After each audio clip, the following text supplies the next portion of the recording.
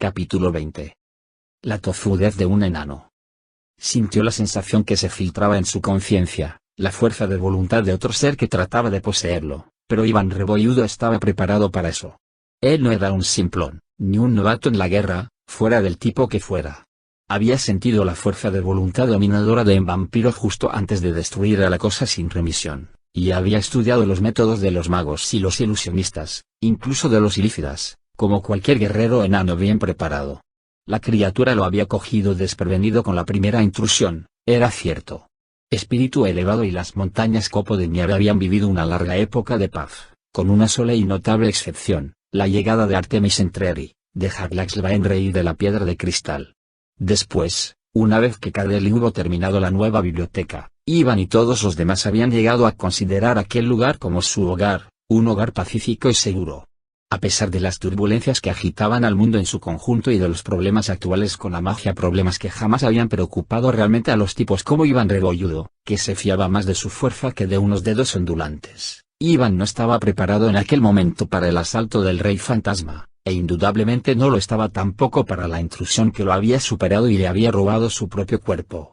No obstante, durante casi todo el tiempo que había pasado poseído, Iván había estudiado a su invasor.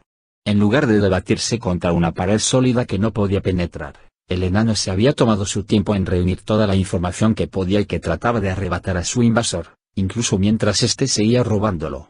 Así pues, cuando Yaraskrik lo había liberado en lo alto de aquella cornisa de la montaña, Iván estaba listo para combatir o, dicho con más exactitud, para huir. E involuntariamente, el ilícida le había mostrado el camino, una grieta en el suelo por debajo del Dracolit que era más que una grieta, en realidad, era un pozo que descendía por las montañas y al menos eso esperaba Iván, llevaba hacia el laberinto de túneles que se abrían camino por las entrañas de las rocas más bajas. Como no tenía otro lugar a donde ir, y la muerte era el destino más seguro si permanecía en la superficie, Iván se había arrastrado directamente hacia esa ruta, contando con el factor sorpresa para burlar las garras aplastantes de la gran bestia. Quiso su buena suerte que cuando el dragón golpeó el suelo con su pata, un grupo de las bestias fofas le fuera pisando los talones, y que la lluvia de sangre y vísceras que habían volado por todas partes le proporcionara la cobertura perfecta para su desesperada zambullida. Y todavía quiso más su buena suerte, porque el pozo al que se tiró no bajaba en línea recta, sino que se iba torciendo gradualmente hacia un lado, lo que amortiguó el impacto cuando golpeó contra la tierra y la piedra. Luego, se ensanchaba, lo cual le dio la ocasión de retorcerse mientras descendía y de poner sus pesadas botas por delante, afirmándolas contra la pendiente. El último tramo del descenso había sido doloroso, 6 metros de caída sin nada más que aire oscuro a su alrededor, cuando atravesó el techo de una cámara subterránea, pero incluso ahí había encontrado el enano la pizca de heroísmo extra de la que los héroes no solían hablar, la buena suerte. Había caído en el agua. No era ni muy profunda ni muy limpia, pero suficiente para amortiguar su caída. Había perdido su yelmo astado, pero había recuperado su hacha, y estaba vivo en un lugar al que el monstruoso Dracolit no podría seguirlo. La suerte le había dado una oportunidad. Sin embargo, poco después, Iván pensó que la suerte lo había abandonado. El resto del día había deambulado en la oscuridad, chapoteando en el agua, porque no fue capaz de encontrar terreno seco en la cámara, y tampoco una salida.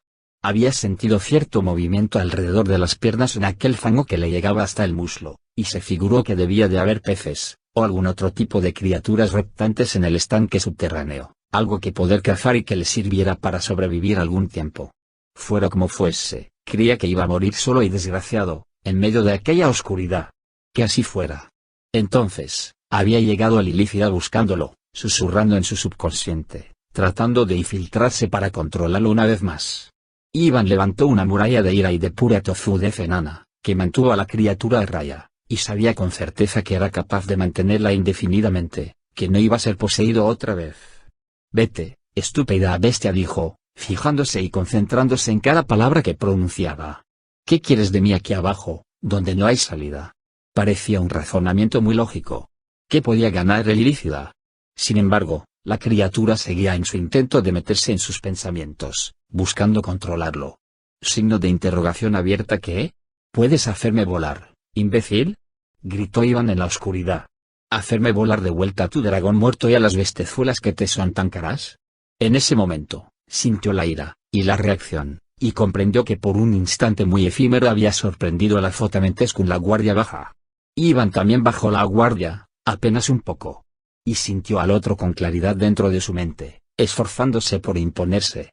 Una oleada de absoluto rechazo hizo que al enano se le doblaran las rodillas, pero se dominó y, a propósito, bajó la guardia un poquito más.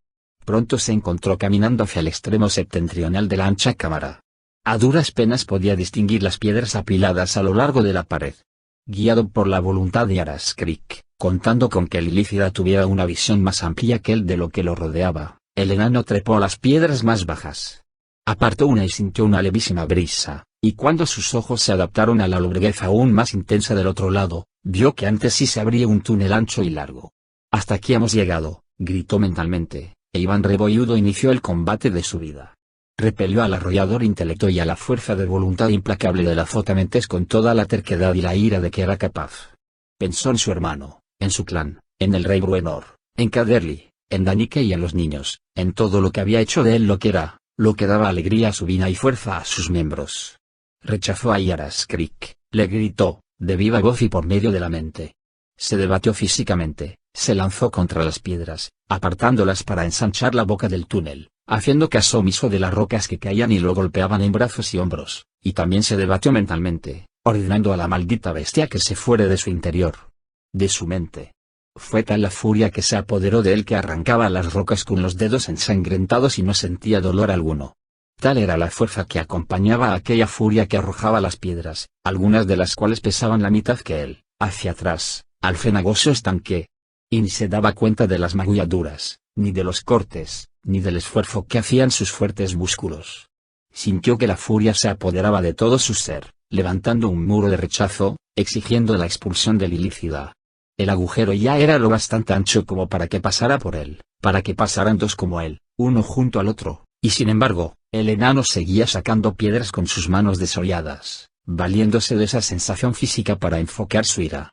No tenía la menor idea del tiempo que había pasado así, unos instantes o miles de ellos, hasta que finalmente, exhausto, cayó por la abertura y rodó por el túnel. Acabó de bruces en el suelo, y ahí se quedó un buen rato, para recobrar el aliento. A pesar del dolor, una enorme sonrisa se abrió en su barbuda cara, porque supo que estaba realmente solo. La bestia con tentáculos había sido rechazada. Durmió, ahí mismo, en el barro, entre las piedras, manteniéndose mentalmente preparado para impedir otra intrusión, y esperando que ninguna criatura de la antípoda oscura lo devorara mientras yacía ahí, exhausto y maltrecho, en medio de la oscuridad. Rorik se tiró al suelo, justo por debajo de las garras de un enorme murciélago negro. Signo de exclamación abierta tío Piquel. Gritó, rogando al druida que hiciera algo. Piquel cerró el puño, movió los brazos y aporreó el suelo con los pies, presa de la frustración, porque no tenía nada, absolutamente nada que ofrecer. La magia había desaparecido, incluso su afinidad natural con los animales había volado. Pensó en apenas unos días antes, cuando había convencido a las raíces de las paredes de que hicieran una fuerte barricada, algo temporal al parecer, ya que los perseguidores llegaban por esa dirección. El enano sabía que no podría alcanzar aquel nivel de magia, tal vez nunca más, y su frustración se hizo patente en aquella cueva oscura de las profundidades de las montañas Copo de Nieve. Signo de exclamación abierta gimió, y volvió a aporrear el suelo, esa vez más fuerte. Su gemido se convirtió en un gruñido cuando vio al mismo murciélago del que había escapado Rorik dando la vuelta y lanzándose directamente hacia él. Piquel culpó al murciélago, pero, por supuesto, no tenía sentido. En realidad, ya nada tenía sentido para Piquel en ese momento. De modo que culpó al murciélago. A ese murciélago. Solo a ese murciélago. Ese murciélago había causado el fallo de la magia y había ahuyentado a su dios. Se puso a cuatro patas y levantó la cachiporra.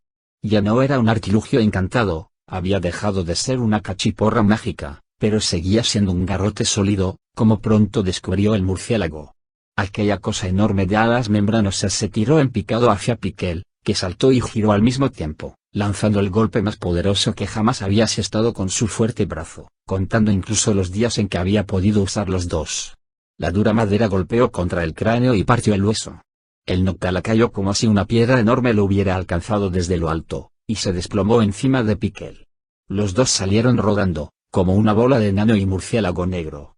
Piquel daba cabezazos y patadas a discreción. mordía y golpeaba con el muñón mientras descargaba golpes cortos y fuertes con la cachiporra, atizándole a la criatura con denuedo. Cerca de él, un hombre gritó cuando un Noctala se le echó encima y lo agarró por los hombros con sus enormes garras, pero Piquel no lo oyó. Varios otros también gritaron, y una mujer lanzó un aullido horrorizado cuando el murciélago voló directamente hacia una pared y soltó ahí a su presa. El pobre hombre se estrelló contra las rocas, donde sus huesos se destrozaron con crujidos espantosos. Piquel no lo oyó. Él estaba dando golpes con su garrote y patadas furiosas, aunque el murciélago que lo había envuelto con aquellas alas enormes ya estaba muerto. Signo de exclamación abierta. Levántate, tío Piquel. Signo de interrogación abierta. Replicó el enano. Al apartar el ala que le tapaba la cara y seguir el sonido, vio a Annalisa corriendo hacia Rorik, que continuaba tirado en el suelo. De pie junto a él, Temberle balanceaba su espadón adelante y atrás, describiendo amplios arcos por encima de su cabeza, tratando de herir a un obcecado Noctala que no dejaba de revolotear por encima de él, como desafiándolo.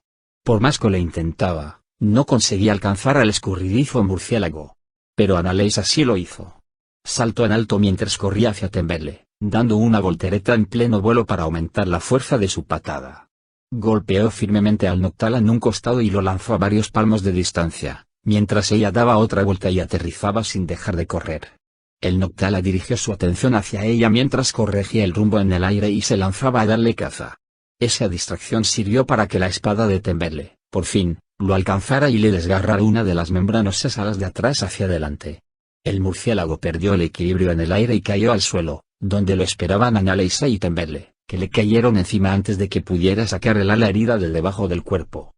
Annalisa fue la primera en desentenderse y empezó a dar órdenes a voz en cuello, tratando de establecer cierta medida de orden y apoyando las líneas de defensa. No obstante, en toda la amplia cámara, se desarrollaba una lucha frenética. Había Noctalas volando por todas partes, hombres y mujeres heridos, espaldas desgarradas, a uno le habían arrancado el cuero cabelludo con una garra, todos gritaban y corrían, y se tiraban al suelo tratando de protegerse. Más de una docena de hombres recogieron todas las preciadas antorchas apiladas en el extremo más alejado de la cueva, en la boca de un túnel que el grupo había pensado recorrer después de un breve descanso, y salieron corriendo. Otros los siguieron en medio del caos. Temberle derribó a otro murciélago, y otro tanto hizo Annalisa. Otros Noctalas abandonaron la estancia y partieron túnel abajo en persecución de los que habían huido. Cuando por fin acabó, solo quedaban algo más de 20 refugiados, y 3 de ellos estaban heridos. No podemos seguir así, les dijo Annalisa a sus hermanos y a su tío cuando hubieron recogido sus magras provisiones y unas cuantas antorchas que quedaban. Tenemos que encontrar una manera de salir de aquí. Signo de exclamación abierta. Dijo Piquel en manifiesto desacuerdo. Signo de exclamación abierta. Entonces, enciende tu porra. Le gritó a Annalisa. Signo de exclamación abierta. Dijo el enano. Signo de exclamación abierta. Ana. Le dijo Rorik a su hermana en tono de reproche. La joven monje juntó las manos ante sí y respiró hondo, recuperando la compostura. Lo siento, pero tenemos que movernos, y deprisa. No podemos quedarnos aquí, coincidió Temberle. Necesitamos llegar lo más cerca posible de espíritu elevado, y tenemos que salir de estos túneles. Miró a Piquel, pero el enano se limitó a encogerse de hombros. No parecía muy convencido. No tenemos otra opción, le aseguró Temberle. Una conmoción detrás de ellos hizo que se volvieran. Signo de exclamación abierta. Regresa el explorador. Dijo Rorik. Corrieron hacia el pescador, a la Gist, e incluso a la luz de la antorcha pudieron ver que estaba profundamente conmocionado. Temíamos que hubieras muerto, dijo Annalisa. Cuando vinieron los murciélagos. Olvidaos de los malditos murciélagos, replicó el hombre, y como para subrayar sus palabras se oyó un fuerte golpe que llegaba desde el distante corredor, un ruido atronador. Signo de interrogación abierta. ¿Qué? Preguntaron al mismo tiempo Temberle y Rorik. Una pisada, dijo Alagist. Signo de exclamación abierta. Dijo Piquel. Signo de interrogación abierta. ¿Qué magia? Le preguntó Annalisa al enano. Signo de exclamación abierta. Repitió. Signo de exclamación abierta. Recoger a los heridos. Les gritó Temberle a todos los que seguían ahí. Reunir todo lo que podamos llevar. Tenemos que salir de aquí. No se le puede mover, dijo una mujer que estaba junto a un hombre inconsciente.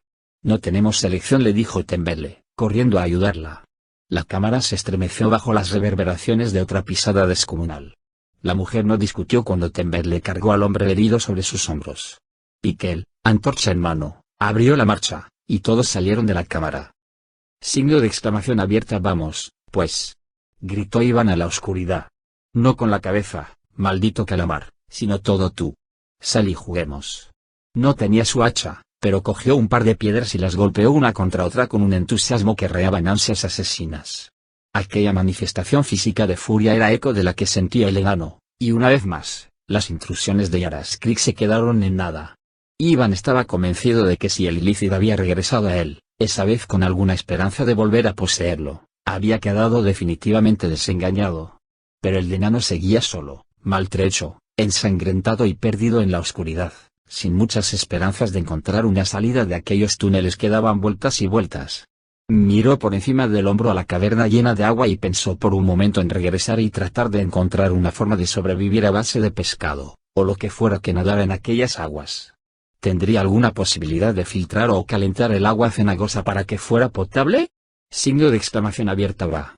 Dijo con un bufido solo para la oscuridad, y decidió que era preferible morir intentándolo que conformarse con una existencia en un agujero oscuro y vacío.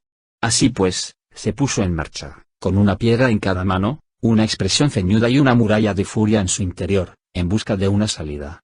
Caminó durante horas, tambaleándose y cayendo a menudo, porque aunque sus ojos se adaptaban rápidamente a la oscuridad, todavía tenía que avanzar a tientas.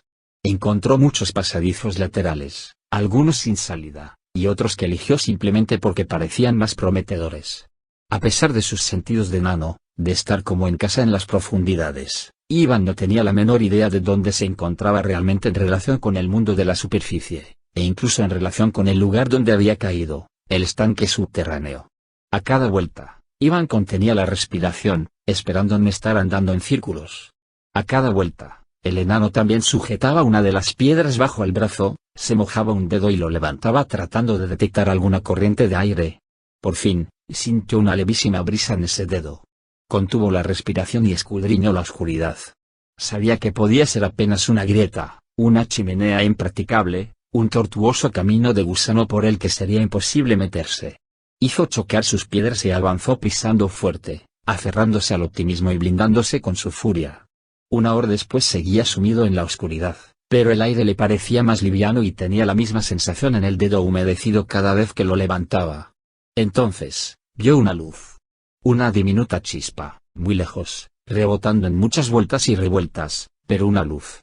A lo largo de las paredes, las rocas se volvieron más definidas bajo la aguda mirada subterránea del enano. No cabía duda de que la oscuridad era menos absoluta. Iván siguió adelante, pensando cómo organizar un contraataque frente al Dracolich, el Ilicida y sus achaparrados secuaces de la sombra. Sus temores iban desde su propio dilema hasta sus amigos de arriba, a Cadel y Danica, a los chicos y a su hermano. Apuró el paso, porque Iván estaba siempre dispuesto a luchar con un tejón por su propia vida, pero también a luchar contra una horda de teiones del infierno cuando se trataba de defender a sus amigos. No obstante, pronto aminoró la marcha, porque se dio cuenta de que la luz no era la luz del día, ni tampoco el resplandor de algún hongo luminoso de los que tanto abundaban en la antípoda oscura. Era la luz de un fuego, de una antorcha probablemente. Ahí abajo, eso tal vez significara que era la luz de un enemigo. Listo para combatir, Iván siguió avanzando.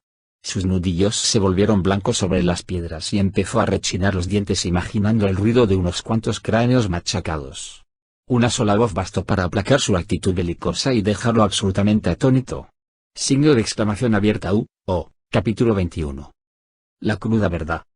Después de pasar más de media mañana con Katy Brie, Caderly salió de la habitación con la cara cenicienta y una mirada de profundo cansancio. Drift, que esperaba en la antecámara, lo observó esperanzado, y Haglaxle, de pie junto a él, miró en cambio a su oscuro compañero elfo. El mercenario reconoció la verdad plasmada en la cara de Caderly, cosa que Drift no hizo o no pudo hacer. Signo de interrogación abierta. ¿La has encontrado?, preguntó Drift. Caderly suspiró levemente y le tendió el parche del ojo. Es tal como creíamos, dijo, dirigiéndose más a Haglaxle que a Drift. El drow mercenario asintió, y Caderly se volvió hacia Drift. Katy Brie está aprisionada en un lugar oscuro entre dos mundos, el nuestro y un lugar de sombra, explicó el sacerdote. El contacto del tejido decadente ha tenido muchos efectos nocivos entre los magos y los sacerdotes de todo Faerun, y por lo poco que he visto, parece ser que no hay dos enfermedades iguales. En el caso de Fargus de Memnon, El resultado fue instantáneo y fatal, lo transformó en hielo vacío, debajo del cual no había sustancia, no había carne. El sol del desierto lo convirtió en un charco en menos de nada. Otro sacerdote es víctima de una enfermedad espantosa, con llagas abiertas por todo el cuerpo que, sin duda, le producirán la muerte. Muchas historias. Que a mí no me interesan, lo interrumpió Drift, y Huxley, al que no se le había escapado la crispación en el tono del explorador, le apoyó una mano tranquilizadora en el hombro. Dices que has encontrado a Catibri apresada entre dos mundos, aunque en realidad me temo que todo es una enorme ilusión que esconde un designio siniestro, tal vez los magos rojos, no es ninguna ilusión. El propio tejido se ha deshecho, algunos de los dioses se han esfumado, han muerto, todavía no lo sabemos con certeza. Y ya sea la causa de que se deshiciera el tejido, o el resultado de ello, un segundo mundo se está desmoronando a nuestro alrededor, y esa conjunción parece haber aumentado de la expansión del plano de la sombra, o tal vez incluso ha abierto puertas a algún otro reino de las sombras y de la oscuridad, dijo Cadeli. Y tú la has encontrado, a Catibri me refiero, atrapada entre ese lugar y nuestro propio mundo. ¿Cómo podemos recuperarla y traerla de vuelta? Dejó la frase sin terminar al ver la cara demasiado compasiva de Cadeli. Signo de exclamación abierta. Tiene que haber una forma. Gritó Drift, asiendo al sacerdote por la pechera de su casaca. No me digas que no hay esperanza. Jamás haría tal cosa, replicó Cadeli. A diario están sucediendo a nuestro alrededor todo tipo de cosas inexplicables e inesperadas. He encontrado conjuros que ni siquiera sabía que poseía, y que no sabía que pudiera conceder Deneir, y con toda humildad y sinceridad te digo que ni siquiera estoy seguro de que sea Deneir el que me los concede. Me pides respuestas, amigo mío, y yo no las tengo. Drift lo soltó y dejó caer los hombros junto con su corazón, desanimado. Le dedicó a Cadeli una leve inclinación de cabeza a modo de agradecimiento. Iré a decírselo a Bruenor. Deja que lo haga yo, dijo Huxley. Drift lo miró con sorpresa. Tú ve con tu esposa. Mi esposa no puede sentir mi contacto. Eso no lo sabes, lo reconvino Huxley. Ve y abrázala, os hará bien a los dos. Drift desvió la mirada de Huxley a Cadeli, que asintió manifestando su acuerdo. El afligido Drow se puso el parche mágico y entró en la habitación contigua. La hemos perdido, le dijo Huxley a Cadeli en voz baja cuando estuvieron solos. No lo sabemos. Huxley le mantuvo la mirada fija en él, y Cadeli, con expresión apesadumbrada, no fue capaz de desmentirlo. No veo la manera de recuperarla, admitió. Y aunque pudiéramos, me temo que su mente haya sufrido un daño irreparable. Por lo que yo sé, la hemos perdido para siempre. Huxley le tragó saliva, aunque el pronóstico no lo cogía por sorpresa. Decidió que no se lo diría todo al rey Bruenor. Otra derrota, comentó Yaraskrik. Signo de exclamación abierta. Los hemos debilitado. Apenas hemos arañado sus paredes, declaró el ilícida. Y ahora tienen nuevos y poderosos aliados. Signo de exclamación abierta. Más de mis enemigos reunidos en un lugar para aplastarlos. Cadeli, y Huxley, y Drift Durden. Conozco a ese Drift Durden y no es alguien a quien se pueda tomar a la ligera. Yo también lo conozco. Crensinibon se incorporó inesperadamente al diálogo interior, y el ilícida detectó un odio latente tras la simple declaración telepática. Deberíamos salir pitando de este lugar, se atrevió a sugerir Yaraskrik. La grieta ha permitido el paso de bestias incontroladas del plano de la sombra, y Cadeli ha encontrado aliados inesperados.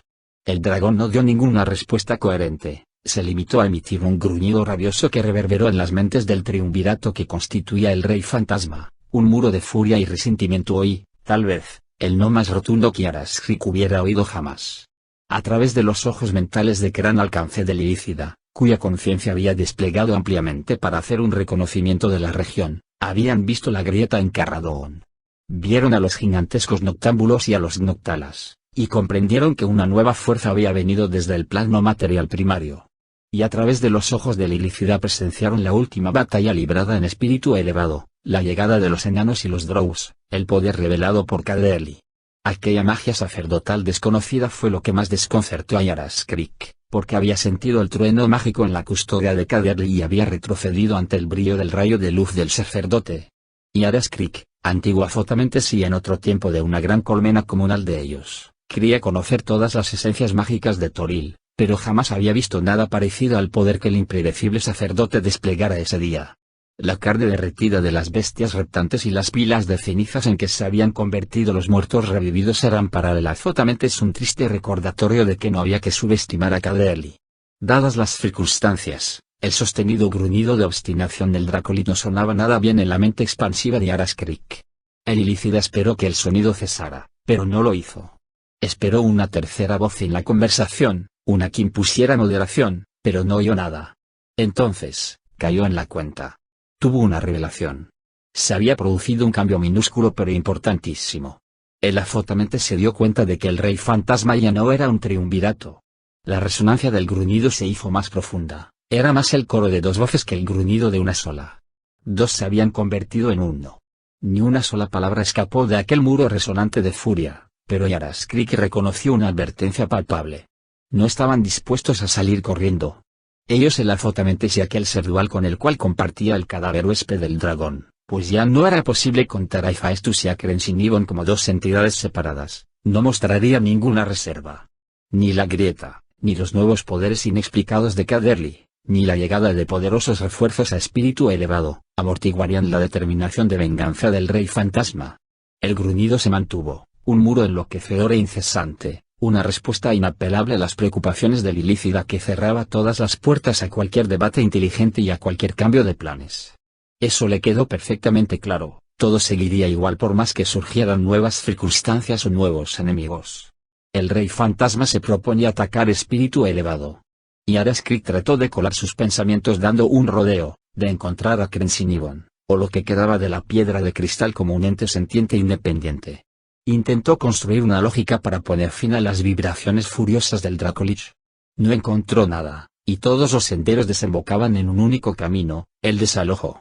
Ya no se trataba de un desacuerdo, ya no era un debate sobre el rumbo que debían tomar. Era una revolución, plena y sin resolución.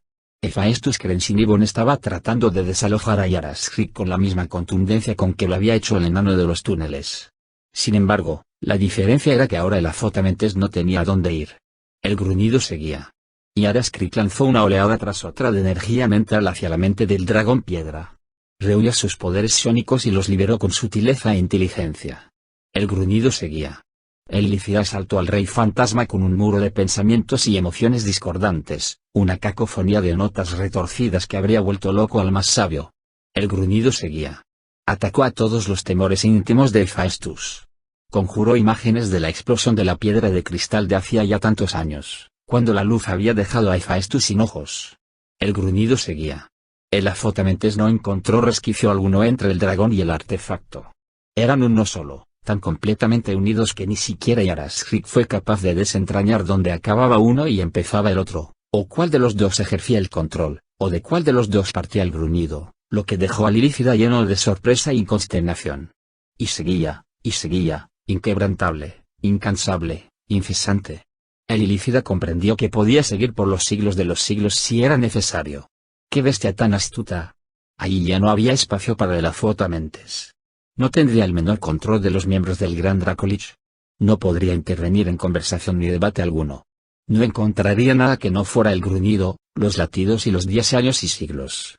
Solo el gruñido, la pared impenetrable de una sola nota que por siempre anularía sus sensibilidades, que lo privaría de su curiosidad, que lo obligaría a permanecer ahí dentro, encerrado en una batalla interminable. Contra Hephaestus solo podría haber triunfado, lo sabía. Contra Crensinibon solo Aras Creek podría haber confiado en encontrar una forma de ganar. Contra los dos, únicamente existía el gruñido. Entonces, lo vio todo claro.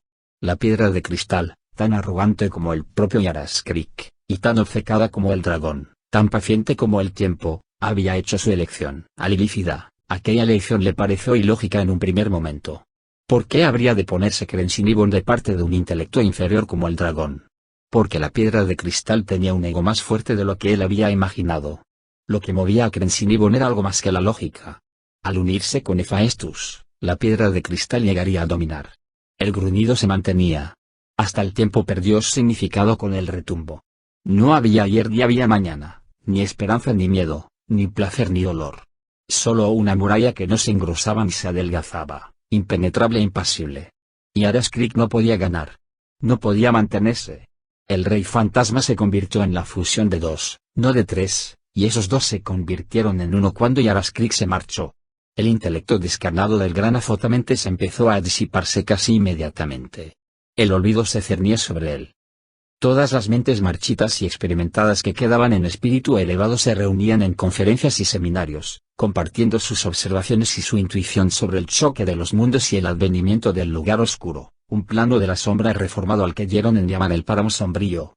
Todos, sacerdotes y magos, humanos, enanos y drows, dejaron a un lado las reservas. Todos estaban juntos, tramando y planeando, buscando una respuesta.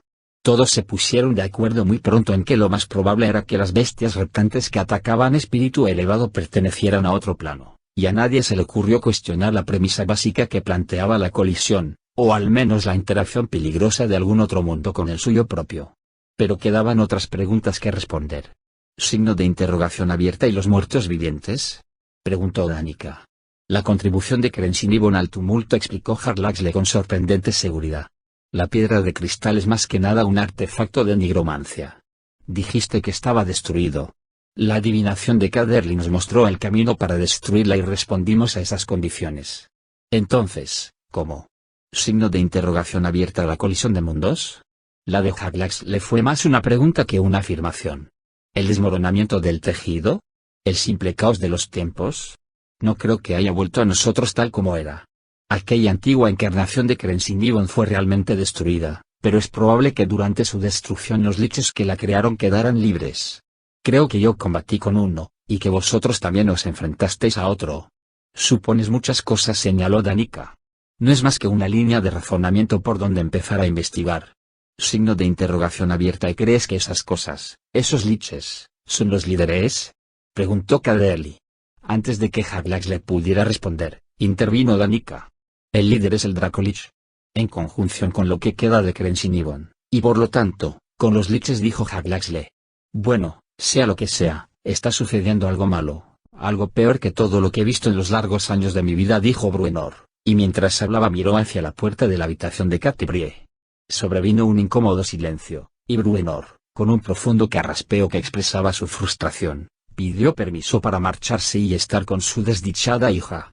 Para sorpresa de todos, especialmente del propio Caderly, el sacerdote se encontró del lado de Harlaxle cuando se reanudó la conversación. El Drow tenía ideas sorprendentes sobre la hipótesis del mundo dual. Había tenido experiencia con la forma de sombra y por ello ambos estaban convencidos de que era uno de los liches que habían creado a Crensinibon en aquella época. A Caderly esas ideas le parecieron las más informativas.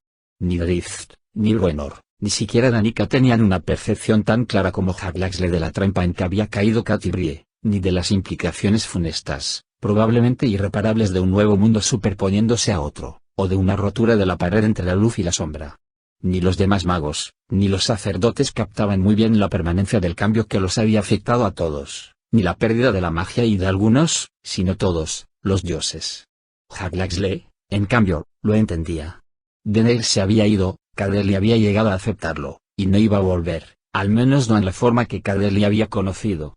El tejido, la fuente de la magia de Toril, no podía ser retejido. Era como si la propia Mistra, todo su dominio, hubiera desaparecido en un abrir y cerrar de ojos. Algo de magia permanecerá, dijo Harlaxle cuando la discusión estaba próxima a su fin. Se había convertido en poco más que un replanteamiento de los puntos ya tratados.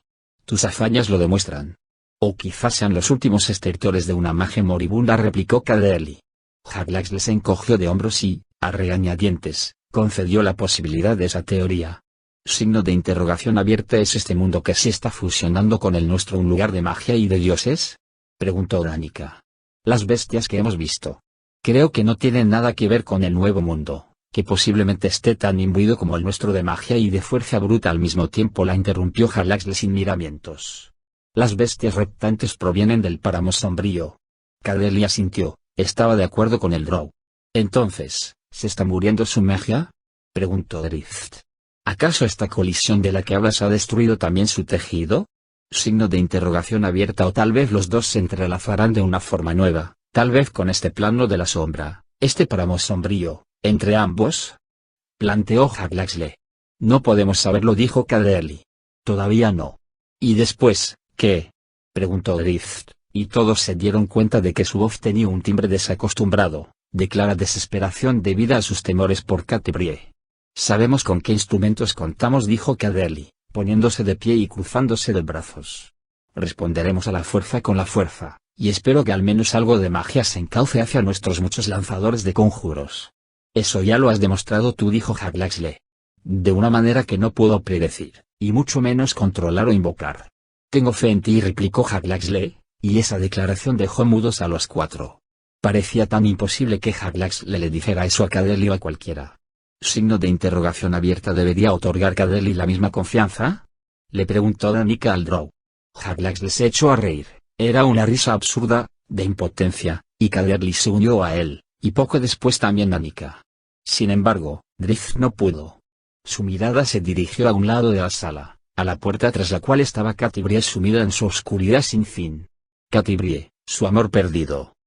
La desesperación se apoderó de Aras Creek, que no solía perder la serenidad, cuando advirtió en toda su magnitud la realidad de su situación. Y se le volaron los recuerdos y las ecuaciones se volvieron confusas. Ya había conocido antes el olvido físico, cuando el Faestus había soltado su feroz y arrollador aliento sobre Crensinibon, y había hecho explotar el artefacto.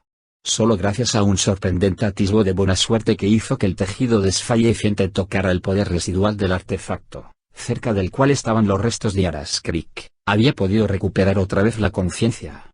Ahora el olvido volvía a amenazarlo, y sin esperanza de recuperación. El intelecto descarnado se debatió sin saber a qué aferrarse durante unos preciosos instantes, antes de que el afotamentes, desesperado, recurriera al huésped más próximo. Sin embargo, encontró a Iván Rebolludo preparado, y el enano alzó tal muralla de rechazo y furia que Aras Creek ni siquiera pudo hacer el intento de invadir su conciencia. Tan falto de salidas estaba el ilícida, que Aras Creek no sabía ni dónde se encontraba ni que estaba rodeado por seres inferiores susceptibles de ser poseídos. Y Aras Creek ni siquiera luchó contra aquel rechazo porque sabía que la posesión no resolvería su problema. No podía habitar para siempre en un huésped reacio, y en caso de que insertara toda su conciencia en el cuerpo de un ser inferior, de poseer plenamente a un enano, un humano o incluso un elfo, quedaría limitado por la fisiología de ese ser. No había escapatoria real, pero incluso mientras era rechazado por Iván Rebolludo, el afotamentes tenía otra idea y lanzaba una amplia red, extendiendo su conciencia a lo largo y ancho de Faerun. Necesitaba otro intelecto despierto, otro psiónico, un pensador que fuera su igual. Conocía a uno, y a él se dirigió cuando su intelecto desarraigado empezó a perder el hilo. En una cámara opulenta debajo de la ciudad portuaria de Luskan, a muchos kilómetros hacia el noroeste, Kinmuriel Oblodra, lugarteniente de Brigandaerte, el segundo de Jarlaxle, sintió una sensación, una llamada. Un ruego desesperado. Capítulo 22. Un susurro en la oscuridad. La noche era apacible. El bosque que se extendía más allá del ancho patio de espíritu elevado estaba oscuro y tranquilo. Demasiado tranquilo, pensó Jarlaxle, mirando desde un balcón de la segunda planta que era el puesto de guardia que le habían asignado. Oyó a otros en los pasillos, por detrás de él, que expresaban su esperanza por la aparente calma, pero para Jarlaxle, esa paz engañosa era precisamente lo contrario. La pausa le revelaba que sus enemigos no eran tontos. El último ataque se había convertido en una masacre de bestias reptantes, cuyos restos quemados y despanzurrados sembraban todavía la pradera. Sin embargo, era seguro que no estaban acabados. Basándose en el informe de Danica, y en su propia comprensión del odio que les tenían no solo a él, sino también a Cadeli y Danica, no veía posibilidad alguna de que, de pronto, dejaran en paz a espíritu elevado. No obstante, la noche era pacífica, innegable, paradójica e incluso misteriosamente pacífica. Y en aquella quietud, no turbada siquiera por un hálito de viento, Jarlaxle, y solo Jarlaxle, oyó una llamada. No pudo por menos que abrir mucho los ojos a pesar del control casi perfecto que tenía de sus emociones, y por reflejo miró a su alrededor. Sabía con qué reservas habían sido admitidos el Yatrogate en espíritu elevado, y a duras penas podía creer que tuviera tan mala suerte como para que otro aliado, uno que seguramente no sería aceptado en la biblioteca catedral, pidiera una audiencia.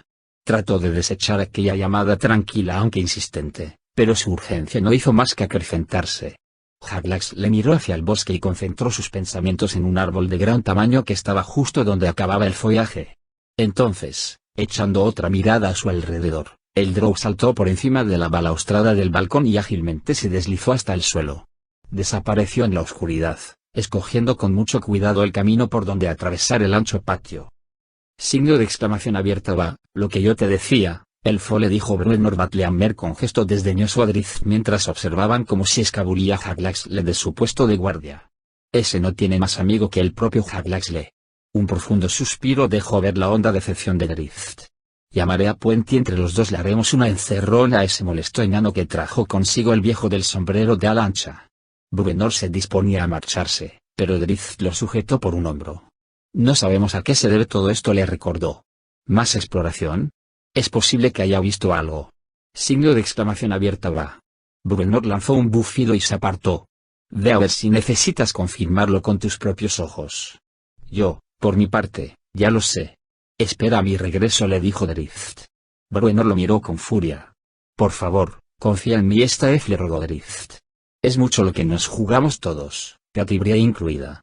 Si hay alguien que puede ayudarnos a resolver el enigma que se oculta detrás de nuestros problemas, ese es Haglaxle. Pensaba que era Caderly. ¿No es por eso por lo que estamos aquí? Él, también, dijo Drizzt.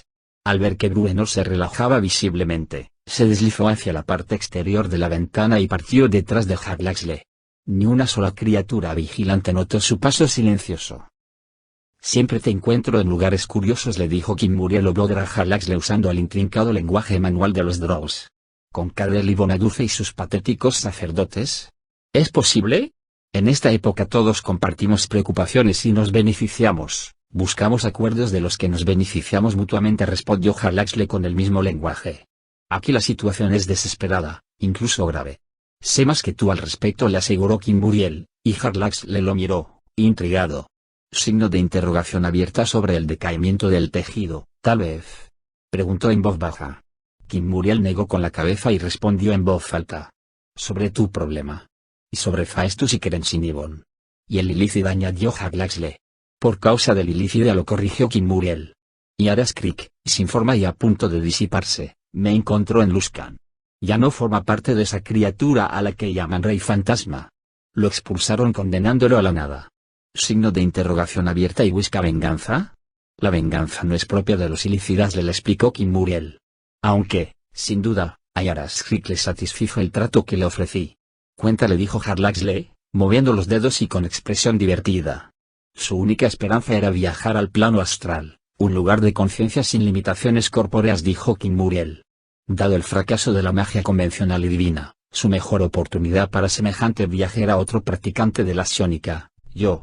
Sin su propio cuerpo como anclaje, el azotamentes no podía realizar solo ese viaje.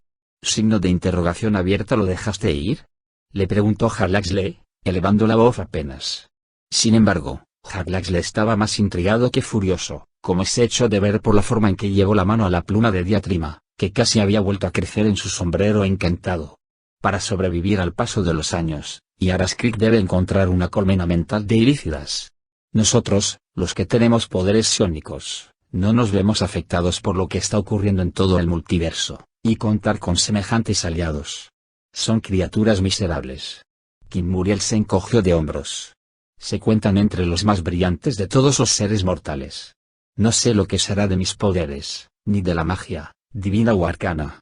Solo sé que el mundo está cambiando, que ha cambiado. Incluso trasladarme hasta aquí a través de las dimensiones fue un gran riesgo, un riesgo que necesitaba correr. Para advertirme. Para advertirte y para informarte, porque a cambio de que le facilitara el paso, Aras Creek me reveló todo lo que sabe sobre el Rey Fantasma y sobre los restos del artefacto, Kerensinibon. Me conmueve tu preocupación por mí. Eres necesario, dijo Kinmuriel, haciendo reír a Haglaxle. Dime, entonces, lo animó Haglaxle. ¿Cómo podríamos, derrotar a ese Rey Fantasma? Kinmuriel asintió y se lo contó todo detalladamente, repitiendo la narración de Aras Creek sobre el ser que era al mismo tiempo Faestus y Kerensinibon, sobre sus poderes y sus limitaciones. Le explicó lo de los secuaces y las puertas que les habían dado acceso a Faerun. Le habló de una grieta que había percibido, aunque no inspeccionado todavía, y que aún estaba totalmente abierta en la ciudad que había a orillas del lago, hacia el sureste. Habló de refugiados humanos y enanos escondidos en túneles. Signo de interrogación abierta. ¿Te fías de ese azotamentes? Le preguntó finalmente Haglaxle. Los Ilícidas son dignos de confianza, replicó Kinmuriel. Detestables a veces, siempre fascinantes, pero mientras se entiendan sus objetivos, Su lógica es fácil de seguir. En este caso, el objetivo de Araskrik era la supervivencia. Su situación era real y su necesidad inmediata, y ambas habían sido causadas por el Rey Fantasma. Conociendo como conozco esa verdad, confío en su relato. Jarlaxle creía tener también cierta comprensión de la disposición de los ilícidas, porque había sido compañero de King Muriel Oglodr durante mucho tiempo, y si alguien en algún momento hubiera pensado en poner una cabeza de calamar de 8 tentáculos a un drow en particular, seguro que el candidato más adecuado habría sido King Muriel. No muy lejos de ahí, entre la maleza, Drift Durden escuchaba todo con interés, aunque gran parte no era más que una confirmación de lo que ellos ya habían concluido sobre su poderoso enemigo. Entonces, escuchó la respuesta y las instrucciones de Jarlaxle sin poder creer lo que oía, y realmente sintió justificada su confianza en él. No puedes pedirme que asuma semejante riesgo con Bregan Daerte, oyó decir a King Muriel. Lo que podemos conseguir bien vale la pena, replicó Jarlaxle, y piensa en la oportunidad que esto te brinda para desentrañar mucho más del misterio que está teniendo lugar a nuestro alrededor. Aparentemente, lo último tuvo el efecto deseado sobre King Muriel, porque el drow inclinó la cabeza ante Jarlaxle, se volvió hacia un lado y literalmente cortó el aire con un dedo, que fue dejando a su paso una línea azul vertical crepitante. Con un gesto de la mano, King Muriel transformó aquella línea azul bidimensional en una puerta y, pasando por ella, desapareció de la vista. Jarlaxle permaneció ahí un momento, con los brazos en jarras, asimilando todo aquello. Entonces, sacudiendo la cabeza con un gesto de descreimiento, incluso de confusión, el mercenario se dirigió de vuelta a espíritu elevado.